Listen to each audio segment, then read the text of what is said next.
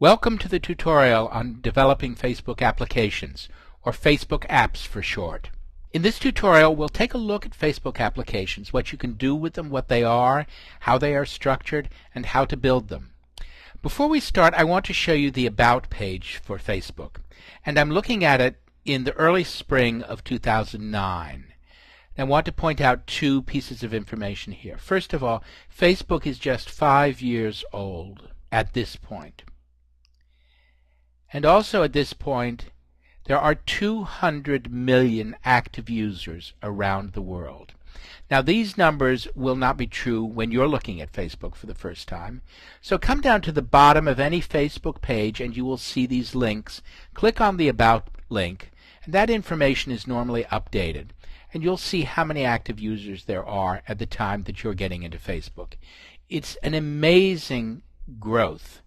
And it has happened because of the networking of people, what we call social networking. Facebook itself likes to be called a social utility. Sometimes people call it the social web. It's just what people have been doing since the dawn of time. One person talks to another, that person talks to a third. And gradually this web of people who are sharing information expands. The technical term for this is virality. It's the way in which a virus spreads from one to another, from that other to 5 others, from those 5 others to many, many others. That's how communications in a social web and in fact in life happen. This is as opposed to a media-driven communications network where sources such as newspapers or websites disseminate information from one source to many. Here it is 1 to 1, and then that 1 to 5 more, and 5 more to many, many more. Because of that, things that happen on Facebook can be seen by ultimately many, many people around the world. And the heart of Facebook, or one of the hearts of Facebook, Facebook is a multi-hearted application, is the fact that you can have friends on Facebook.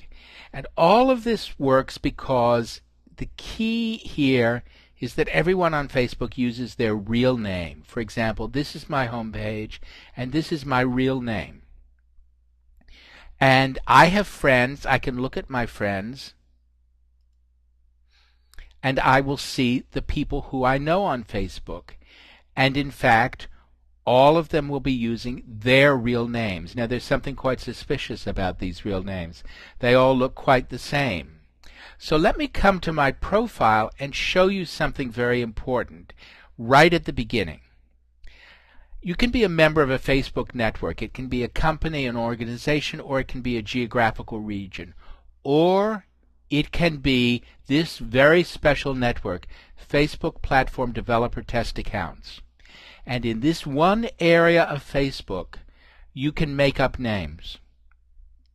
Friends within this network can be, one account can befriend another only within this network with these people with fake names. And these are accounts you can set up as a developer so that you can test the applications that you're building, so that you can test the functionality within an application that lets one friend talk to another, invite another, share information among friends who have found one another on Facebook.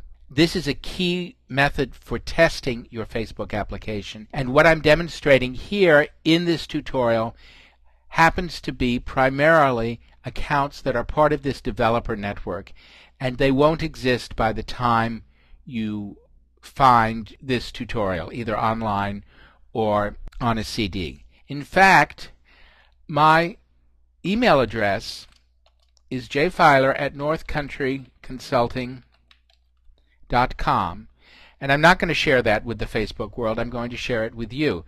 I do respond to email as time permits, and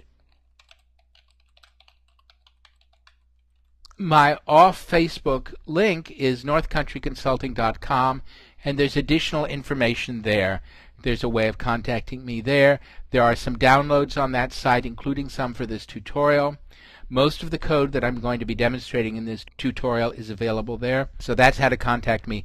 Don't bother using these fake names that are part of the Developer Tests Account network. The other thing right at the beginning I should point out is, as you can see, I'm using, at the moment, Firefox on the Macintosh.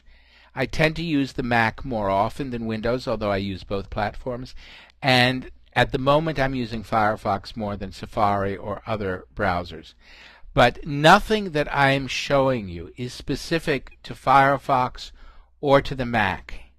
Everything that I'm going to show you will work in any browser on any platform. And if there is something that is specific to a browser or a platform, I will certainly point that out. So now let's delve a little bit more into Facebook apps.